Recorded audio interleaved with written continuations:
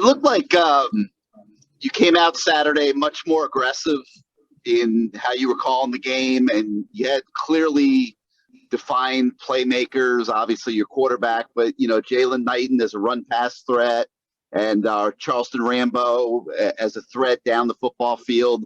Was that preconceived, or was that just a circumstance of how the game developed? I think probably a little bit of both. I mean, I think one thing that we've been able to do, at least over the last 3 weeks or so, because we've been able to kind of, other than Cam, avoid more injuries. We've got continuity up front on the O-line. Obviously, Tyler, we're settling in with Tyler and learning what he is really comfortable with, and I think he's just getting more comfortable in general. And we just kind of know who our guys are, what our identity is a little bit better. So it probably aids in us being able to, within the system, still get the ball maybe where it needs to go. And so I think that it's probably a combination of the two. But we definitely, I think, have a good feel for who our guys are, down the stretch. Coach, we've got David Lake from 24/7 Sports. David, go ahead. Yeah, Coach. I mean, obviously Tyler's improved from week to week to week here in these ACC starts. I'm curious what phase, has impressed you most that he has taken significant steps in these 3 games here recently.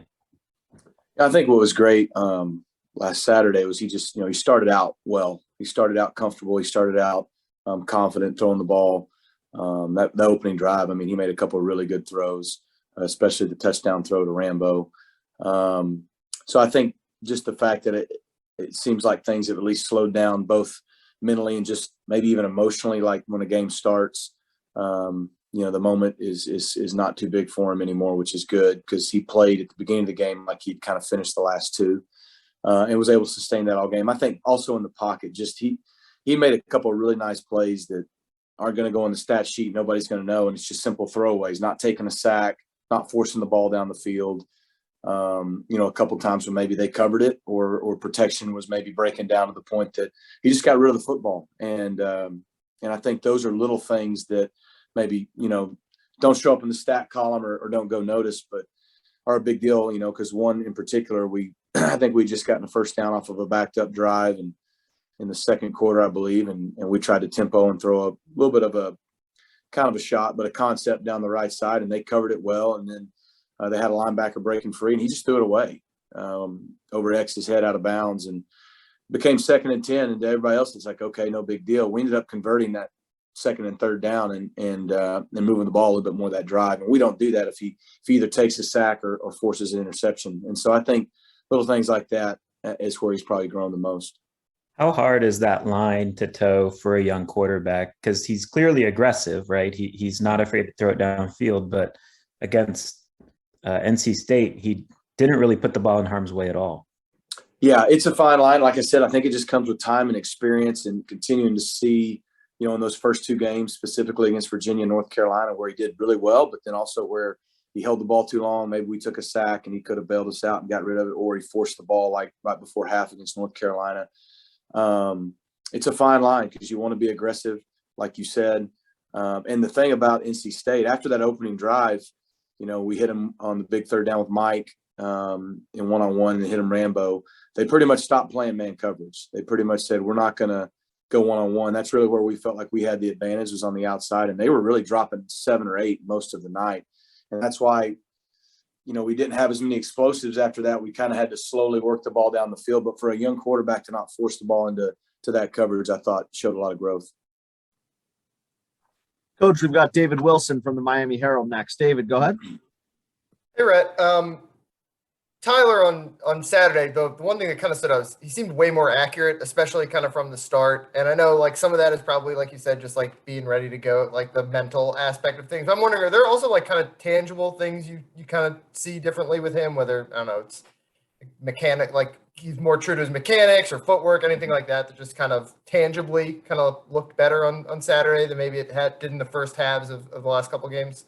Yeah, it's a good question. I think it's more with his feet. I mean, Tyler's a little bit of a 3/4, almost sidearm guy. And that's just his natural motion, and you're not going to change that. That's part of who he is.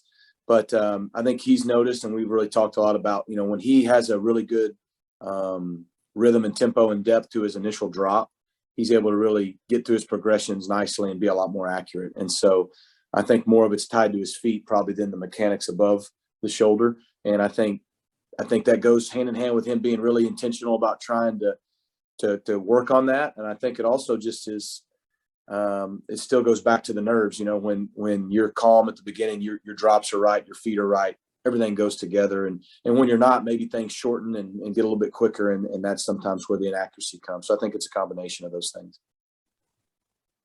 Coach, we've got Kobe Price from the Sun Sentinel. Kobe, go ahead for Coach Lashlee. Hey, Rhett. Seems like especially these, since Todd's taken over, he has a really great connection with Rambo. I guess, how have you seen that, that relationship between them grow? I know they've been obviously practicing with one another for, close to a year now or whatever, 10 months. But how have you seen that grow? And I guess what's the next step for, that combo, that duo, as more teams, kind of key in on Rambo and learn about Tyler as a passer? Yeah, I think, like you said, it's just grown each week. I think there's a confidence level there. He has, obviously, that if he can get it near him, that he'll either make a play for him or fight to make a play. I was good the other night. I think Keyshawn had 4 catches. Will Mallory got involved. The way they were playing, we had a couple opportunities early to X, and Mike made a play early. The way they were playing their coverage after that first drive, it's hard to get the ball to the slots. So those guys probably didn't have as many opportunities as they normally do. But that's the good thing this year is, Rambo has kind of begun to establish himself as that go-to guy on the outside. But, if a team wants to roll their coverage and try to take him away, that's going to open up Mike Harley and Xavier and Keyshawn and Romello and Jacoby and the tight ends. And so I think Tyler has a great comfort level with Rambo, as you said, but I think he feels good about everybody. And, we were getting a lot of zone coverage after those first few drives the other night. It just, some of it, again, was by design, and some of it, that's just where the ball went to getting to Rambo. Coach, we've got a couple more for you. First, we'll go to Manny Navarro from The Athletic. Manny, go ahead. Hey, Rhett, congrats on the win. Hey, man, thanks. Wanted to ask you about the offensive line, just because it feels like, these guys have maybe turned a corner over the last couple of weeks. And I know earlier in the year, you guys were saying Jalen Rivers was maybe playing the best. Right now, in your own grading system, who has sort of been the most consistent guy out there for you week to week to week in the way you guys grade it?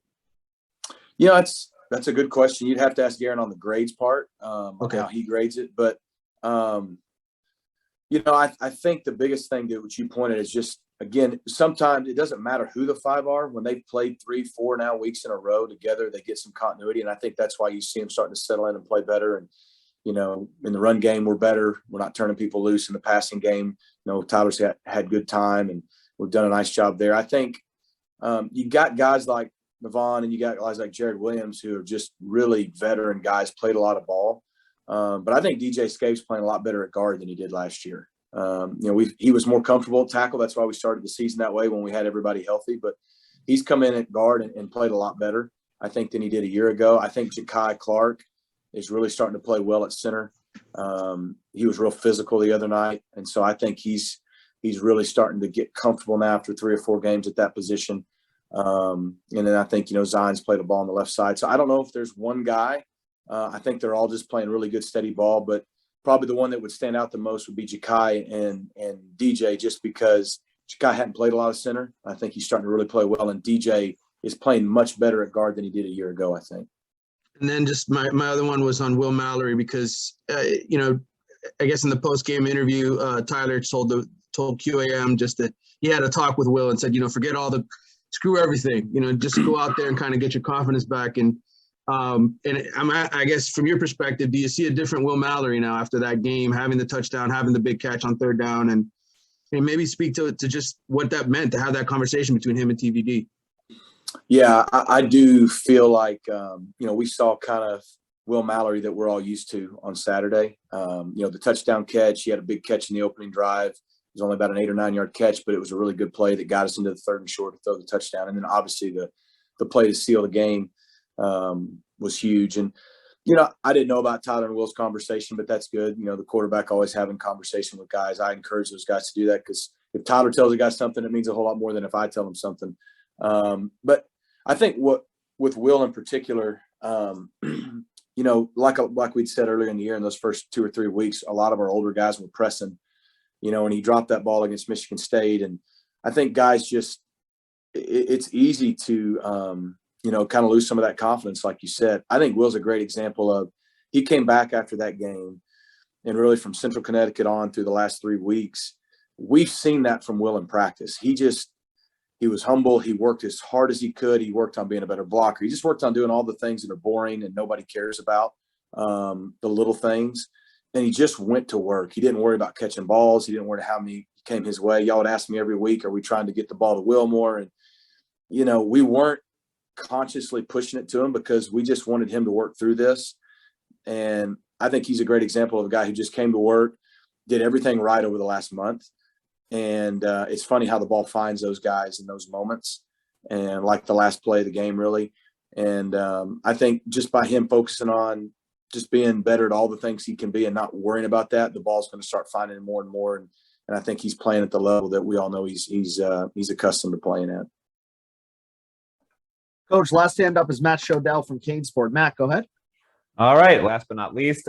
So Rhett, I wanted to get another update. I think you spoke last week about Jake Garcia. I know he hopefully will return next month. And I think you said, that if he had not been hurt, I think you'd said something like you might have split some reps and just sort of seen where things were. So I was curious, with Tyler playing so well, like, is he the guy now when Jake comes back? Do you still split reps? Has this sort of maybe just how well Tyler's played put Jake a little bit on the back burner? Or I don't know. Where do things stand if you can update that?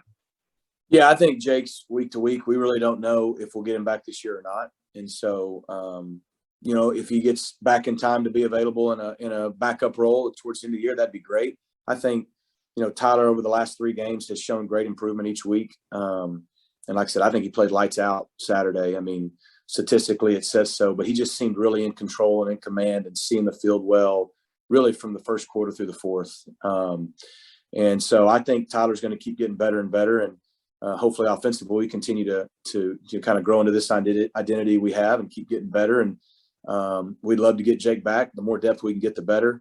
But right now, Tyler's our guy, and we're not looking back.